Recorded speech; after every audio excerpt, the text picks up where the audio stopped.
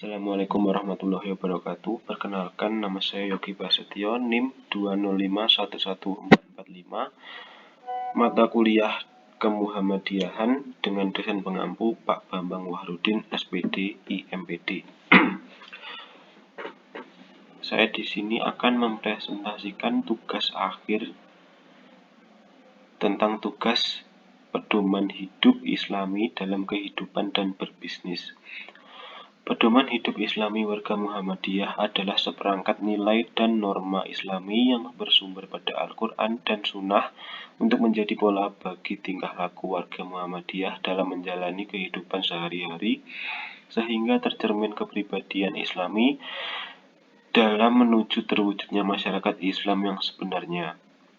Pedoman hidup Islami warga Muhammadiyah merupakan pedoman untuk menjalani kehidupan dalam lingkup pribadi, keluarga, bermasyarakat, berorganisasi, dan mengelola amal usaha, berbisnis, mengembangkan profesi, berbangsa dan negara, melestarikan lingkungan, mengembangkan ilmu pengetahuan dan teknologi, dan mengembangkan seni dan budaya yang menunjukkan perilaku uswatun hasanah atau teladan yang baik. Dalam hal ini saya akan menjelaskan mengenai kehidupan warga Islam Muhammadiyah. 1. Kehidupan pribadi. Kehidupan pribadi dalam akidah, yaitu setiap warga Muhammadiyah harus memiliki prinsip hidup dan kesadaran imani berupa tauhid kepada Allah SWT yang benar, ikhlas dan penuh ketundukan sehingga terpancar sebagai ibad ar-Rahman yang menjalani kehidupan dengan benar-benar menjadi mukmin, muslim, muttaqin dan muhsin yang paripurna. Kedua, setiap warga Muhammadiyah wajib menjadikan iman dan tauhid sebagai sumber seluruh kegiatan kehidupan. Yang tidak boleh mengingkari keimanan berdasarkan tauhid itu dan tetap menjauhi serta menolak syirik, tahayul, bid'ah dan khurafat yang menodai iman dan tauhid kepada Allah SWT. Kehidupan pribadi dalam akhlak. Setiap warga Muhammadiyah dituntut untuk meneladani perilaku Nabi dalam mempraktikkan akhlak mulia sehingga menjadi uswatun hasanah yang diteladani oleh sesama berupa sifat sidik, amanah, tablik, dan fatonah. Setiap warga Muhammadiyah dalam melakukan amal dan kegiatan hidup harus senantiasa didasarkan kepada niat yang ikhlas dalam mewujudkan amal soleh dan insan serta menjauhkan diri dari perilaku riya, sombong, israf, fasad, fahsya, dan kemunkaran. Setiap warga Muhammadiyah dituntut untuk menunjukkan akhlak yang mulia, akhlakul al-karimah sehingga disukai atau diteladani dan menjauhkan diri dari akhlak yang tercela atau akhlak al-mazmunah yang membuat dibenci dan dijauhi sesama. Setiap warga Muhammadiyah yang dimanapun bekerja dan menunaikan tugas maupun dalam kehidupan sehari-hari harus benar-benar menjauhkan diri dari perbuatan korupsi dan kolusi serta praktik-praktik buruk lainnya yang merugikan hak publik dan membawa kehancuran dalam kehidupan di dunia ini. Dalam beribadah, setiap warga Muhammadiyah dituntut untuk senantiasa membersihkan jiwa hati ke arah terbentuknya pribadi yang muttaqin dengan beribadah yang tekun dan menjauhkan diri dari jiwa atau nafsu yang buruk. Setiap warga Muhammadiyah melaksanakan ibadah madhah dengan sebaik-baiknya dan menghidup suburnya amal nawafil atau ibadah sunnah sesuai dengan tuntutan Rasulullah serta menghiasi diri dengan iman yang kokoh, ilmu yang luas, dan amal yang soleh. D. Dengan dalam muamalan duniawiyah. Setiap warga Muhammadiyah harus selalu menyadari dirinya sebagai abdi dan khalifah di muka bumi, sehingga memandang dan menyikapi kehidupan dunia secara aktif dan positif serta tidak menjauhkan diri dari pengumpulan kehidupan dengan landasan iman, Islam, dan ihsan dalam arti berakhlakul karimah. Setiap warga Muhammadiyah senantiasa berpikir secara buhroni, bayani, dan nirvani yang mencerminkan cara berpikir yang islami yang dapat membuahkan karya-karya pemikiran maupun amaliyah.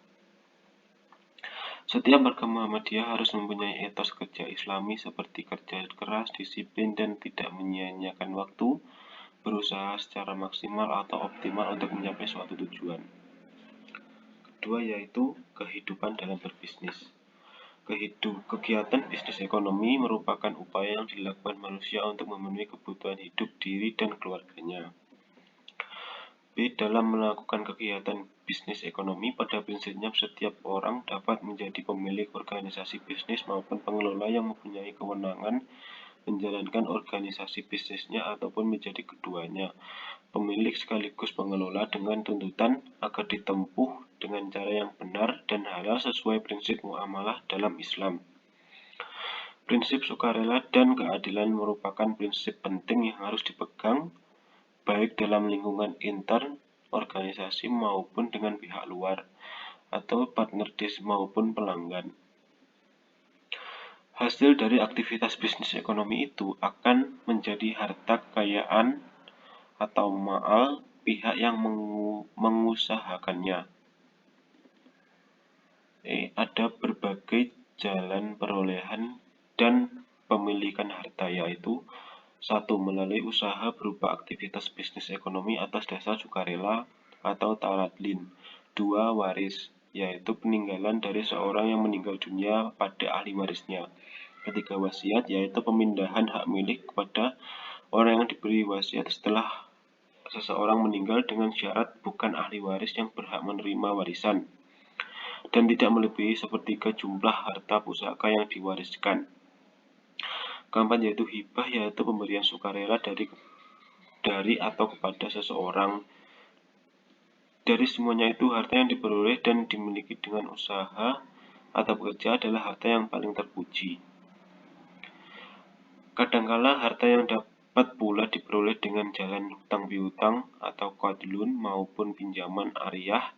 Kalau kita memperoleh harta dengan cara berutang, utang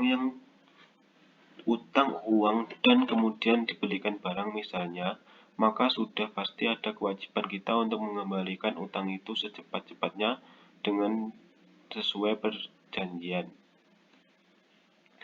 Dalam kehidupan bisnis ekonomi, kadangkala orang atau organisasi bersaing satu sama lain, berlomba-lomba dalam hal kebaikan dibenarkan bahkan dianjurkan oleh agama.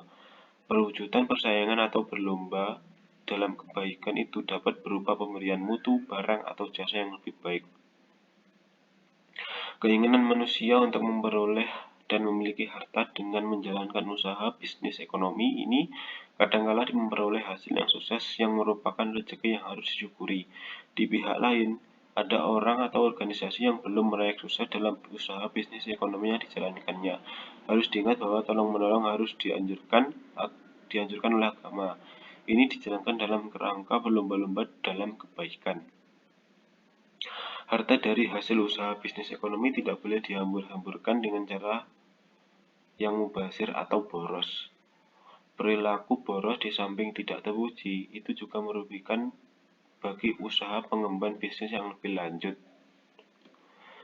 Cermat, penuh perhitungan dan tidak sembrono. Untuk bisa menjalankan bisnis dengan cara demikian, dianjurkan untuk selalu melakukan pencatatan sebelumnya, baik yang menyangkut keuangan maupun administrasi lainnya.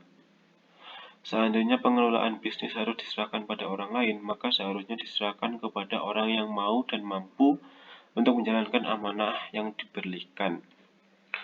Sekian presentasi dari saya. Apabila ada kurang lebihnya, saya mohon maaf. Wassalamualaikum warahmatullahi wabarakatuh.